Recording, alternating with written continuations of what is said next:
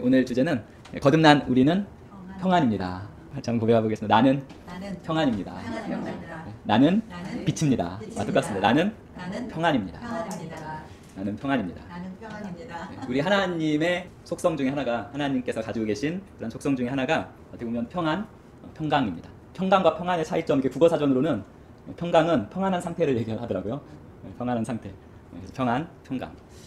왕상 19장에 보면 그 엘리야가 하나님을 만나는 그 장면, 하나님의 음성을 듣는 장면이 나옵니다. 먼저 한번 읽어보겠습니다. 여호와께서 이르시되 너는 나가서 여호와 앞에서 산에 서라 하시더니 여호와께서 지나가시는데 여호와 앞에 크고 강한 바람이 산을 가르고 바위를 부수나 바람 가운데 여호와께서 계시지 아니하며 바람 후에 지진이 있으나 지진 가운데에도 여호와께서 계시지 아니하며 또 지진 후에 불이 있으나 불 가운데에도 여호와께서 계시지 아니하더니 불 후에 세미한 소리가 있는지라.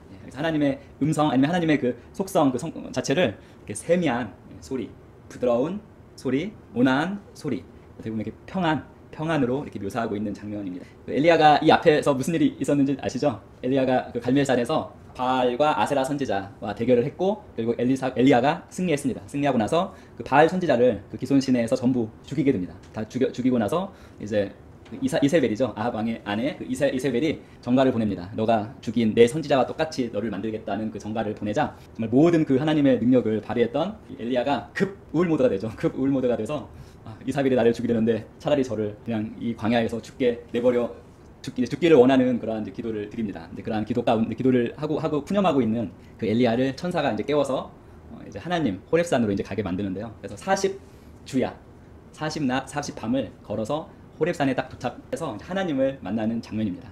하나님을 만나는 장면. 하나님은 천지 만물의 창조주입니다. 보통 이렇게 어떤 절대적인 이 창조주 앞에 서면 정말 경이로움과 경외감을 느낄 수밖에 없는 그러한 모습을 기대하고 이런 걸 기대하죠. 크고 강한 바람과 함께 나타나시는 분, 아니면 막 지진 흔들리면서 나타나시는 분, 아니면 막 불 가운데 나타나시는 분을 기대하게 되는데 엘리야가 경험한 하나님은 크고 강한 바람 가운데 그 바람과 함께 나타나시지 않으셨고 엄청난 그 지진 가운데 나타나지 않으셨고 불 가운데 나타나지 아니하셨고 결국에는 세미한 부드러운 소리로 나타나신 그 하나님. 그러니까 하나님의 속성이 여러 가지 것들이 있겠는데 사랑도 있고 등등 있겠지만 하나님의 속성 중에 하나가 바로 평안입니다. 평강. 이게 만약 하나님의 속성과 이 성품의 본성 중에 하나라면 왜 하나님께서 모세를 좋아하셨을까도 이해가 돼요. 모세의 특징이 뭐죠? 부드럽고 온유한, 부드럽고 말랑말랑한 그러한 심령을 가진 온유한 그 모세를 좋아했던. 근데 엘리야와 엘리사는 좀 모세와 좀 다르게 좀 성정이 있었어요. 아시죠? 엘리야, 엘리사. 엘리야도 물을 막 치고 그다음에 엘리사도 역시 그 성정 때문에 어린이들을 곰에 찢기게 대머리라고 불렀다고. 근데 이제 엘리야와 엘리사는 아직 거듭나기 전 사람들이잖아요. 하지만 하나님의 특별한 능력을 입었고 이스라엘 백성들에게는 아마 엘리야가 가장 위대한 선지자 중에 하나로 모세와 함께 모세, 엘리야 여겨지는데 이 엘리야와 엘리사가 가진 그 능력은 정말 대단했습니다. 어떻게 보면 오늘날 우리가 새로운 피조물임을 우리가 인식했을 때 우리는 아플 수 없고 우리는 신성한 건강을 누리는 이렇게 인식을 통해서 이제 우리는 그것들을 다루어 나가는데 엘리사 같은 경우에는 아시죠? 엘리사가 중병이 들었어요. 열왕기하 13장 14절인가 이렇게 나올 거예요. 14절에 중병이 들어서 결국 영어 성경에는 그 병으로 말미암아 결국 죽게 되는 병이라고 이렇게 말하고 있거든요. 엘리사가 죽을 병이 들었고 결국 죽었어요. 중병이 들어 죽었는데 재미있는 것은 엘리사가 죽으니 그를 장사했고 해가 바뀜에 이제 장사한 다음에 해가 바뀌었어요. 모압 도적대들이 그 엘리사가 묻혀있는 그곳에 왔는데 하필이면 그때 장사를 지내던 그 사람들이 있었는데 도적대가 쫓아오니까 그 시체를 이렇게 가지고 가다가 도망가야 되니까 시체를 던져버리고 근데 던진 곳이 엘리사의 그 유골이 있는 그 무덤이었어요. 오늘날 그 납골당 비슷한 데였나 봐요. 묘실에 그냥 던져왔는데 그 시체가 엘리사 뼈에 닿자마자 살아나 벌떡 발로 일어섰더라. 이 장면이 나오거든요. 왕하 13장에 나오는데 결국 무엇입니까? 정말 하나님 엘리사와 엘리야가 받은 그 기름 부음. 엘리사는 하늘로 불병거 타고 올라갔고요. 엘리사도 역시 동일하게 죽지 않을 수 있는 그러한 능력이 이미 있었어요. 그 생명의 능력이 얼마나 대단했으면 여전히 그의 유골에도 그게 남아 있었고 그의 유골에 단 시체가 닿자마자 소생해서 벌떡 일어섰다고 이렇게 묘사되어 있습니다. 이제 우리 안에 동일한 그러한 능력이 있음을 믿습니까? 아멘. 우리가 믿음으로 우리의 인식과 믿음으로 우리도 동일하게 죽은 자를 살릴 수 있는 예수님께서 행하셨던 능력이 우리 안에 있음을 우리도 지금 믿고 언젠가 우리가 손을 얹었을 때 죽은 자도 살아나는 그 이적을 우리도 보게 될 것을 믿습니다. 하나님의 본성 중에 하나가 평안입니다. 하나님의 자녀인 예수님 당연히 아버지의 아들이니까, 하나님 아버지의 아들이니까 그 예수님의 본성 역시 평안입니다. 그래서 요한복음 14장 27절 같이 읽어보겠습니다. 평안을 너희에게 끼치노니 곧 나의 평안을 너희에게 주노라. 내가 너희에게 주는 것은 세상이 주는 것과 같지 아니하니라. 너희는 마음에 근심하지도 말고 두려워하지도 말라. 찬양 많이 했죠. 세상이 줄 수 없는 평안, 그 평안이 바로 하나님의 평안입니다. 이 하나님의 이 평안을 바로 예수님께서도 아들이니까 본성적으로 가지고 계셨고, 이 평안을 우리들에게, 제자들에게 준다고 말씀하시면서 이 평안에 대해서 정의하죠. 세상이 주는 평안과 같지 아니하고, 이 평안은 어떤 평안입니까? 근심과 두려움이 없는 평안이라고 말씀하십니다. 예수님께서 부활하신 후에 또 제자들을 향해서 또 이렇게 말씀하셨죠. 요한복음 20장 동일하게 20장 이제 뒤에서 너희에게 평강이 있을지어다 아버지께서 나를 보내신 것 같이 나도 너희를 보내노라. 이 말씀을 하시고 그들을 향해 숨을 내쉬며 이르시되 성령을 받으라. 성령을 받으라. 결국 이 성령의 핵심 속성 본성 중에 하나도 역시 동일하게 우리가 평강이라는 것을 알 수가 있습니다. 하나님의 나라는 먹는 것과 마시는 것이 아니오 오직 성령 안에 있는 의와 평강과 희락이라. 우리 안에 성령님이 계십니다. 그분 안에 무엇이 있습니까? 의와 평강과 희락이 있습니다. 그래서 우리는 평안이라고, 그러나 우리는 평안이라고 우리는 말할 수 있습니다. 근데 빌립보서에서 이 평안과 평강에 또한 하는 기능이 있습니다. 빌립보서 4장 6절에서 7절 같이 읽어봅니다. 아무것도 염려하지 말고 다만 모든 일에 기도와 간구로 너희 구할 것을 감사함으로 하나님께 아뢰라. 그리하면 모든 지각에 뛰어난 하나님의 평강이 그리스도 예수 안에서 너희 마음과 생각을 지키시리라. 아멘. 아까 제가 엘리사를 이야기하면서 이 이야기를 한다는 게 까먹었어요. 자, 엘리사가 그 생명력을 이미 그 기름 부음을 안에 가지고 있었지만 엘리사는 뭘로 죽었다고요? 중병으로. 그를 결국 죽음에 이르게 한 중병으로 죽었습니다. 그 의미는 엘리사가 가지고 있는 것을 인식하지 못했어요. 인식이 중요합니다. 양자 역학에서도 결국에는 이 모든 세상에 있는 모든 것이 인식할 때 존재하게 된다고 양자 역학에서도 지금 이야기하고 있는 것처럼 인식이 중요합니다. 그래서 우리 안에 가지고 있는 것들 인식하는 거 중요합니다. 자, 평강이, 하나님의 평강의 기능, 그리스도 예수 안에서 우리 마음과 생각을 지키시는, 보호해주는 역할을 가지고 있습니다. 무엇이? 하나님의 평강이. 우리가 우리 안에 있는 이 하나님의 평안과 이 평강을 인식하면 그 인식이 뭐라고요? 우리의 마음과 생각을 지키십니다. 요동치 않게 보호해 주십니다. 그리고 또 다른 역할은 4전 5장 16, 24절도 같이 읽어보겠습니다. 항상 기뻐하라, 쉬지 말고 기도하라, 범사에 감사하라. 이것이 그리스도 예수 안에서 너희를 향하신 하나님의 뜻이니라. 성령을 소멸하지 말며 예언을 멸시하지 말고 범사에 헤아려 좋은 것을 취하고 악은 어떤 모양이라도 버리라. 평강의 하나님이 친히 너희를 온전히 거룩하게 하시고 또 너희의 온 영과 혼과 몸이 우리 주 예수 그리스도께서 강림하실 때 흠없게 보전되기를 원하노라. 너희를 부르시는 이는 미쁘시니 그가 또한 이루시리라. 그냥 하나님이라고 하지 않고 평강의 하나님이 이렇게 말씀하셨습니다. 평강의 하나님이 친히, 평강의 하나님이 몸소 친히 너희를 거룩하게 하시고 온전히 거룩하게 하시고 너희 온 영과 혼과 몸이 주 예수 그리스도께서 강림하실 때 흠없게 보전되기를 원합니다. 그 평강의 하나님이 이미 우리를 온전히 거룩하게 하셨습니다. 우리의 영은 완전하고 온전하고 거룩합니다.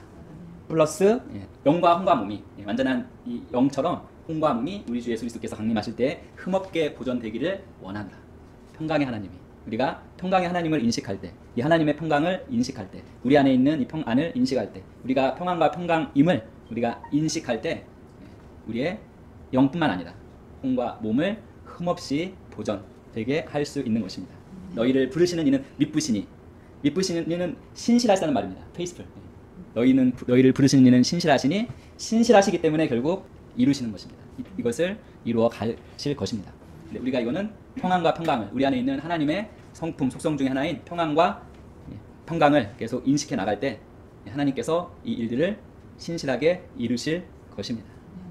그리고 또 시편을 보시면 주의 법을 사랑하는 자에게는 큰 평안이 있으니 그들에게 장애물이 없으리라. 하나님 말씀을 사랑하는 자, 하나님의 말씀이 머무는 자에게는 그 말씀 때문에 당연히 평안이 있을 수밖에 없죠. 근데 큰 평안이 있으니 이 큰 평안, 말씀이 머물므로 말미암아 있는 이 평안은 장애물이 없으리라. 이건 결국에는 이 평안은 우리를 넘어지게, 우리를 쓰러지게, 우리를 실패하게 할 수 없다. 이러한 의미로 나와 있습니다. 우리나라에는 장애물이 없지만 원어의 의미는 우리를 넘어지고 자빠지고 쓰러지고 실패하게 할 수 없다. 무엇이요? 하나님의 말씀으로 말미암는 이 평안. 우리의 존재 자체도 평안이고 또 우리 안에 이 평안의 말씀이 있으면 어떠한 장애물이 없습니다. 우리를 쓰러지게 할 것이 없습니다. 우리를 실패하게 할 수 있는 것은 없습니다. 그리고 이 평안은 또한 힘입니다. 시편 29편 읽어보겠습니다. 여호와께서 자기 백성에게 힘을 주시며 여호와께서 자기 백성에게 평강의 복을 주시리라. 이 평강의 복, 평강의 복은 곧 힘, 능력, strength, ability, 힘과 능력입니다. 하나님의 평안을 인식하십시오. 그럼 그 안에서 힘과 능력이 나오는 것입니다. 그리고 이사야 26장 3절을 읽어보겠습니다. 주께서 심지가 견고한 자를 평강하고 평강하도록 지키시리니 이는 그가 주를 신뢰함이니이다. 심지가 견고한 자, 이게 무슨 의미인지 아세요? 심지가 견고한 자. 어떠한 의도를 두고 그 의도에서 확고한 자예요. 흔들리지 않는. 결국 여기서 어떠한 의도입니까? 주를 신뢰함에 초점, 나의 그 의도를 두고 주를 신뢰함에 확고한 자는 평강하고 평강하도록 지키시리니. 즉, 이 평안과 평강이 차고 흘러차고 넘친다는 의미입니다. 이 평안과 평강은 또 어디에 있습니까? 주를 확고하게 신뢰함에, 그리고 하나님의 말씀을 신뢰함에 있습니다. 그리고 가장 뭐라고 얘기할까? 논란이 있을 수 있는 구절, 시편 127편 2절 같이 읽어보겠습니다. 너희가 일찍이 일어나고 늦게 누우며 수고의 떡을 먹음이 헛되도다. 그러므로 여호와께서 그의 사랑하시는 자에게는 잠을 주시는도다. 이 말씀을 이렇게 정상적으로 딱 읽어보면 이게 문맥상이 안 맞아요. 그렇죠? 일찍 일어나고 늦게 누우며 수고의 떡을 먹음이 헛되도다. 일찍 일어나고 늦게 누우며 열심히 수고해서 이 수고의 떡을 먹음이 헛되도다. 그러므로 여호와께서 그의 사랑하시는 자에게는 잠을 주시는도다. 저희가 이제 이거는 그 문자적으로만 딱 이렇게 가져와서 인용해서 잠자는 거. 잠자면 바로 하나님께서 사랑하시는 자구나 이렇게만 해석하는데 이 번역을 이 히브리어 이거를 정말 많은 해석들이 있습니다. 그러니까 그 히브리어를 완벽하게 해석을 못하니까 이런저런 해석이 있는데 영어에도 버전이 되게 많은데 딱 반반이에요. 정말 이 글자 그대로 하나님께서 사랑하는 자에게 숙면을 주신다 라고 해석하는 그러한 성경들이 반이 있고요. 그렇게 해석 번역된 성경들이 반이 있고, 반절은, 그러니까 우리나라는 NIV, 그러니까 NIV가 그렇게 해석되어 있고요. 근데 이제 다른 또 NASB, 저희들 많이 보는 또 다른 버전은 또 다르게 해석되어 있는데, 그 다르게 해석되어 있는 버전이 문맥상은 맞아요. 왜냐면 자, 일찍이 일어나고 늦게 누우며 수고의 떡을 먹음이 헛되도다. 그러므로 여호와께서는 그의 사랑하시는 자에게는, 다른 번역은 이거예요. 주로 그의 사랑하시는 자는 그가 심지어 잠자고 있을 때에도 그에게 복 주신다, 그에게 공급하신다, 이렇게 해석을 했거든요. 심지어 그가 자고 있는 동안에도 그에게 복을 주신다. 근데 이제 그렇게 해석되어 있는 것이 있고, 여기에는 이렇게 사랑하는 자에게 잠을 주시는도다 이렇게 해석하는 성경들이 있는데, 많은 주석가들은 이 잠 대신에 잠이란 단어에 뭐를 넣는지 아세요? 평안을 넣습니다. 평안. 사랑하시는 자에게 평안과 평강을 주시는도다. 맞습니다. 왜냐하면 평강의 하나님, 평안의 하나님께서 그의 사랑하시는 자에게 평안을 주시는 것 당연합니다. 이러한 약간 문맥에 어긋나는 걸로 해석한다면 평안을 주신다, 이게 맞고요. 문맥대로 해석한다면 심지어 그가 자고 있는 동안에도 그에게 공급하신다, 그에게 복 주신다 라고 해석이 됩니다.